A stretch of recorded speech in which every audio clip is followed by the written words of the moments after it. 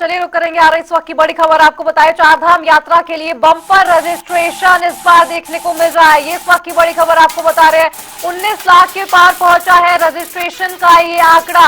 यमुनोत्री गंगोत्री धाम के लिए 3-3 लाख से अधिक रजिस्ट्रेशन करवा चुके हैं लोग अब तक। केदारनाथ के लिए अब तक सबसे ज्यादा पंजीकरण हुआ है। आपको बताएं कि 6 लाख से ज्यादा यात्रियों ने केदारनाथ के लिए पंजीकरण करवाया है। तो वहीं बद्रीनाथ धाम के लिए 5,74,000 से अधिक रजिस्ट्रेशन किया जा चुका है।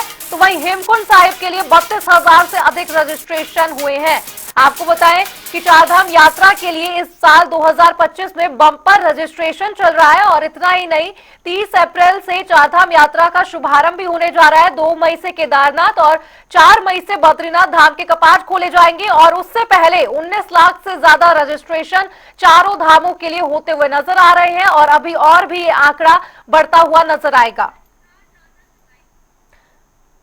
और इस खबर पर ज्यादा जानकारी के साथ यशराज आनंद हमारे संवाददाता हमारे साथ जुड़ गए। यशराज जी, जिस तरह से चारधाम यात्रा के लिए राज्य सरकार तो काफी उत्साहित है, लोगों में भी काफी उत्साह है इस बार।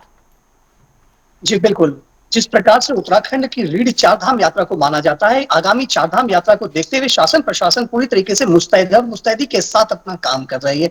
वहीं यदि बात करें तो मुख्यमंत्री पुष्कर सिंह धामी के द्वारा पैनी पर नजर रखी जा रही है चारधाम यात्रा को लेकर के। वो लगातार तमाम अधिकारियों से मुलाकात कर रहे हैं, तमाम अधिकारियों से बातचीत का दौर चल रहा है।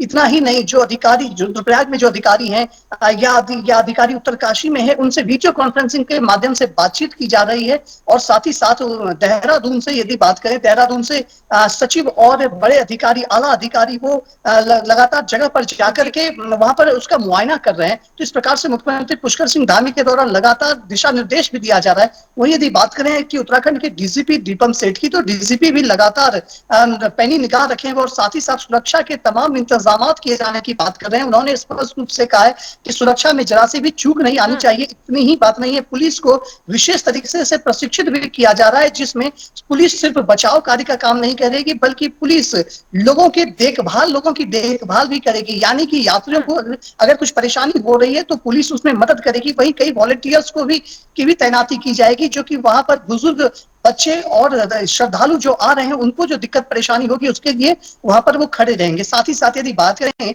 कि उत्तराखंड की चारधाम यात्रा की जो 30 अप्रैल से शुरू होने वाला है, 30 अप्रैल को गंगोत्री और यमुनोत्री के कपाट खुलने वाले हैं। वही 2 अप्रैल को भगवान केदारनाथ के कपाट खुलेंगे और 4 अप्रैल को बद्रीनाथ का कपाट खुलने वाला है। तो यानी 4 अप्रैल से यदि बात करें तो चारों धाम के कपाट खुल जाएंगे। और यात्रियों की यदि संख्या की बात करें तो इस बार मुख्यमंत्री पुष्कर सिंह धामी ने भी स्पष्ट रूप से कहा है कि इस बार यात्री यानी श्रद्धालु जो इस बार चारधाम यात्रा में आएंगे वो पिछले बार के रिकॉर्ड को भी तोड़ दिया जाएगा। यानी कि यह अनुमान लगाया जा रहा है कि 60 लाख 70 लाख से भी अधिक श्रद्धालु इस बार चारधाम की यात्रा में आएंगे।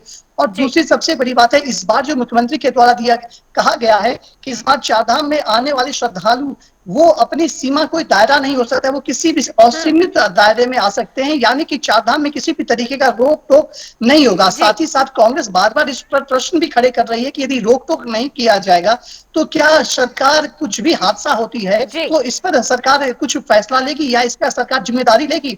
तो प्रश्न ये भी उठता है कि चारधाम यात्रा अभी शुरू नहीं हुआ है, तो कांग्रेस किस प्रकार से अभी से यह सोच बनाए बैठी है कि यदि हादसा होता है तो क्या भाजपा शासन प्रशासन उसका जिम्मेवारी लेगा। लगातार कांग्रेस की ओर से बयान आ रहा है कि आप असहमति की तरफ से हमें बुला रहे हैं। लगातार बने रहिए हमारे साथ, रुक करेंगे आ रही इस वक्त की बड़ी खबर, बड़ी जानकारी का आपको बताया। चारधाम यात्रा के लिए प्रदेश भर से डॉक्टरों की नियुक्ति भी की गई है। यात्रा रूटों पर विशेषज्ञ डॉक्टरों की तैनाती की गई है। आपको बड़ी खबर बता रहे हैं, कोटद्वार के बेस अस्पताल के डॉक्टरों को भी अब ड्यूटी में लगाया जाएगा। यात्रियों की सुरक्षा और स्वास्थ्य का विशेष ध्यान रखने के लिए डॉक्टरों की नियुक्ति की जा रही है। आपको बताएं, चारधाम यात्रा के लिए प्रदेश भर से डॉक्टरों की नियुक्ति का यह ऐलान हो चुका है। और हमारे संवाददाता यशराज लगातार हमारे साथ जुड़े हुए हैं। यशराज जी, जिस तरह से हम देख रहे हैं कि पुष्कर सिंह धामी की बात हो या फिर स्वास्थ्य मंत्री की बात हो, लगातार विशेष रूप से ये ध्यान रखा जा रहा है कि किसी भी श्रद्धालु, जैसे बुजुर्ग हो, आपने बताया बच्चे हो, स्वास्थ्य व्यवस्था पूरी तरह से बेहतर हो, क्योंकि ठंड का समय होता है, ऑक्सीजन की कमी भी देखने को मिलती है। तो उस तरह से तैयारी है। जी बिल्कुल, बहुत बड़ी बात है कि यदि यदि बात करें कि स्वास्थ्य मंत्री डॉक्टर धन सिंह रावत की, तो धन सिंह रावत कुछ दिन पहले रुद्रप्रयाग दौरे पर थे और उन्होंने उस जगह का भी दौरा किया और जहां से श्रद्धालु गुजरते हैं उस जगह पर भी वो जाकर के उसका विश्लेषण किया, उसको देखे और वहां पर जो खामियां थी उसको सुधारने की भी बात उन्होंने कही। वहीं पर यदि बात करें स्वास्थ्य सचिव की, तो डॉक्टर आर राजेश कुमार, तो डॉक्टर आर राजेश कुमार भी लगातार जो यात्रा मार्ग है, यात्रा मार्ग पर दिखाई पड़ते हैं, वहां पर वो जाते हैं, वहां पर किस प्रकार से व्यवस्था होनी चाहिए। वहीं पर मैं बताना चाह रहा हूं कि स्वास्थ्य व्यवस्था को लेकर के तमाम टीमें अभी तक देहरादून से यदि बात करें या बात करें कोटद्वार से या जी अन्य जिलों से यदि बात करें, तो सभी जिलों से वहां पर टीम की तैनाती धीरे धीरे की जा रही है और स्वास्थ्य की पुख्ता व्यवस्था हो, इसके लिए ऑक्सीजन सिलेंडर, इसके लिए फर्स्ट एड ट्रीटमेंट, यहाँ तक कि छोटे छोटे अस्पताल भी खोले जा रहे हैं, यानी कि टेंट में भी अस्पताल खोले जा रहे हैं। वहीं गर्म पानी की व्यवस्था की जा रही है, क्योंकि चार धाम की यात्रा जो होती है 6 महीने होती है हम्म और जो चार धाम की यात्रा होती है खास करके ये जो पहाड़ी क्षेत्रों में होती है, यहाँ पर काफी ठंड अक्सर पाई जाती है। और वहीं पर यदि बात करें कि केदारनाथ की यात्रा या अत्यंत दुर्गम यात्रा मानी जाती है, यानी कि एक खड़ी चढ़ाई है, यह 22 किलोमीटर की एक खड़ी चढ़ाई है जिस पर चढ़ने में बहुत कठिनाई का सामना करना पड़ता है। वहीं जब लोग ऊपर चढ़ते हैं, यानी कि यदि बात करें कि चार धाम यात्रा में देश विदेश से श्रद्धालु आते हैं, यदि बात करें भारत की ही, तो भारत के जो मैदानी क्षेत्र से श्रद्धालु पहाड़ी क्षेत्र की ओर रुख करते हैं, तो उनको ऑक्सीजन की भी कमी हो जाती है। तो बिल्कुल। इसके लिए जगह जगह जाकर के एक स्टॉल बनाया गया है, एक छोटा सा चिकित्सालय बनाया गया है, जहां पर लोगों को यदि श्रद्धालुओं को यदि ऑक्सीजन की कमी होती है तो वो ऑक्सीजन ले सकते हैं, खरीद सकते हैं।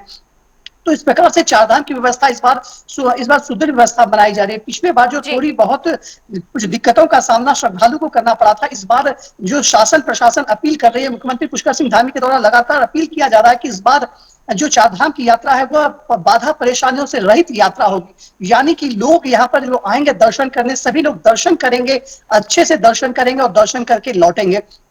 वही कुछ मुख्यमंत्री के द्वारा यह भी कहा जा रहा है कि सोशल मीडिया के माध्यम से जो भ्रम फैलाया जा रहा है उस पर भी पाबंदी लगाई जाए, उस पर भी कड़ी नजर रखी जाए। जैसा कि पिछले बार भी यदि बात करें कि होता क्या है सोशल मीडिया में कि 2-3 साल पुराना, 4 साल जी पुराने वीडियोस को अभी सर्कुलेट कर दिया जाता है, जिससे लोग डर जाते हैं कि हम्म उत्तराखंड में चारधाम यात्रा में यह स्थिति देखने को मिल रही है। लेकिन स्थिति उससे बिल्कुल पलट होती है, बिल्कुल भिन्न स्थिति होती है, लेकिन लोग श्रद्धालुओं का इसमें विश्वास टूट जाता है।